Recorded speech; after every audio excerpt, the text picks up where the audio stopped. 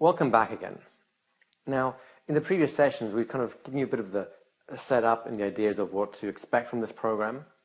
We're giving you a demonstration of how you're going to start creating your own hypnotic sessions, which will allow you to practice step by step how to practice hypnosis without any fear, anxiety, or any of these other sort of things.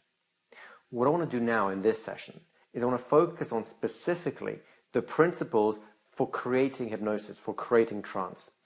When you understand these principles, you will realize that every single exercise you do, whether it's the ones that we are going to be covering here in this particular program, or it's an induction that you already know and love from some other place that you've learned them from, or it's something you wish to invent, they will always express the exact same principles. If they do not express the principles, then really you will have difficulty getting someone into hypnosis or creating trance. When all these principles are being expressed, then hypnosis is easy and surprisingly fun to do as well. So with that idea in mind, let's dive into what the actual principles are. There are only 4 things that you have to think about. The first thing is the hypnotic context. The second, third, and fourth thing are the ABS formula. So it's just 4 things for you to keep in mind. 4 things for your mind to keep track of. And honestly, that's pretty easy to do.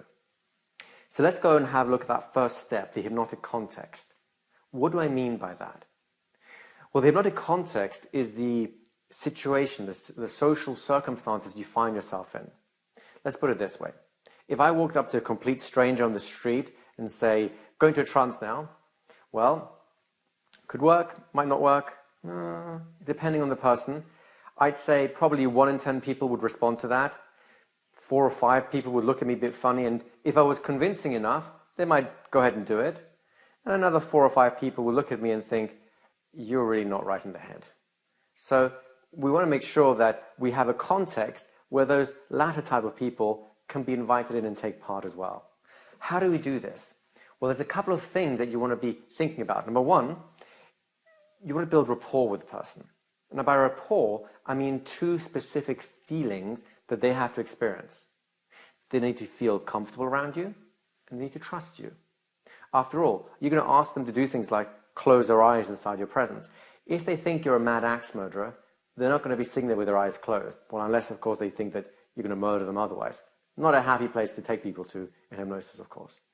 So, you want to make sure they feel comfortable and trusting. That's where your general mannerisms are going to come into place. You want to be polite with people, you want to be inviting, you want to be accepting of them, so that they really have a sense that whatever's going to happen will be interesting, will be fun, and I'm not going to be in any danger, I'm not going to be made to feel uncomfortable, embarrassed, or anything like that. That's your kind of bedside manner, if you like. So think of someone that you know who is just a really pleasant person, someone you like hanging around, someone who's nice to you and nice to people around them. And emulate those characteristics. Smile, be friendly, those sort of things. Now, if you notice that your volunteer is feeling a little bit nervous, talk to them about it. If it's just them being a little bit like, oh, I don't know what's expected of me or what to do, reassure them a little bit. And the exercises that we'll be doing, and I'll show you how to do when we get to that section, they will all show you how to step by step reduce those kind of simple anxieties. However, if there are some bigger things going on, if they're terrified of you, for example, if they really don't know what's going on and they're afraid that something bad's going to happen, you must take care of these things or find another volunteer, because otherwise, well, really the whole session is not going to have a huge amount of point to it. The final thing I'll say here is, and this is going to be true, something we'll reiterate when we get into the actual processes as well, is if at any point something unpleasant begins to happen. I'm talking about not just a little discomfort like, oh yeah, I just have a crink in my neck. I'm talking about an emotion arises which is a little bit negative or dark. You need to pause whatever you're doing and then reset the scene, reset the context so that the idea is always something positive is going to happen here. Now, the reason I say this is, for those of you who are old hands at the game who are already practicing hypnotherapists, there's no problem with problems. You can go and dive into them, help people resolve them, and so on. That's just fine. However, we're here specifically to focus on how to practice doing hypnosis without fear, anxiety, or pressure. What that means is we're not doing therapy. And in fact, I strongly recommend that you totally separate those two ideas inside your mind. When you're practicing, you're practicing. When you're doing therapy, you're doing therapy. And the two should not mix. So if anything negative starts coming up, you need to pause whatever you're doing, allow it to recede again, just chat to them, reset the context, make them feel comfort and trust again, maybe have some fun, a little humor, and then go back to the session. If that same thing comes back a second time, well, at that point, end the session, find a different volunteer, because on that particular day, that particular person is not the right person to be working with. That's just a little tip about safety in general, about working with people so that you respect them, you're actually taking care of them in the right way. The second thing that comes into the hypnotic context, you have the idea of rapport, which are the feelings of comfort and trust, the general expectation. That general expectation is going to be very important. What are they expecting is going to happen here? If they expect the wrong things, several things are going to happen. Number one, they may resist the process. They may fight you every inch of the way, which is not a wonderful place to be in. Believe me, I have done that, and it's possible, but it's not fun.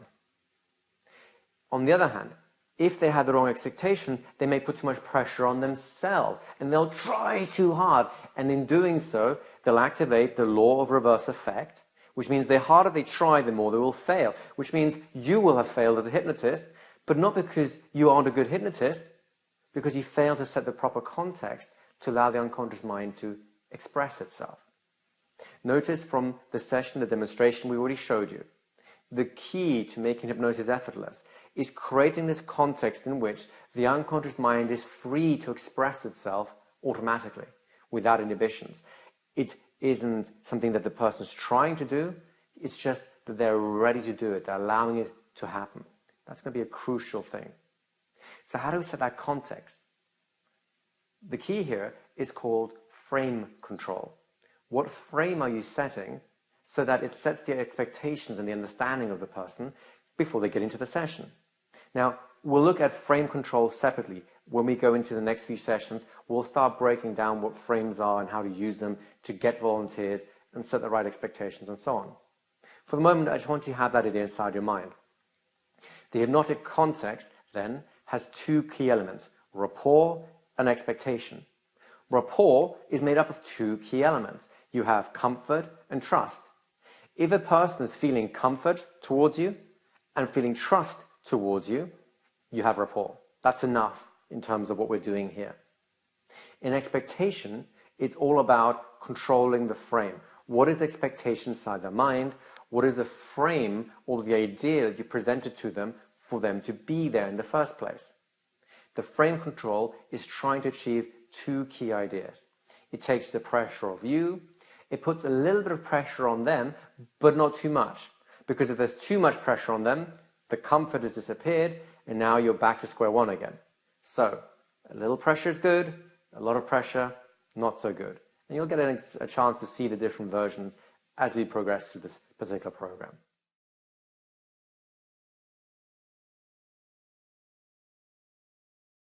Next, we have those three key steps. So we've got the four key steps: hypnotic context, A, B, and S. What does that ABS stand for?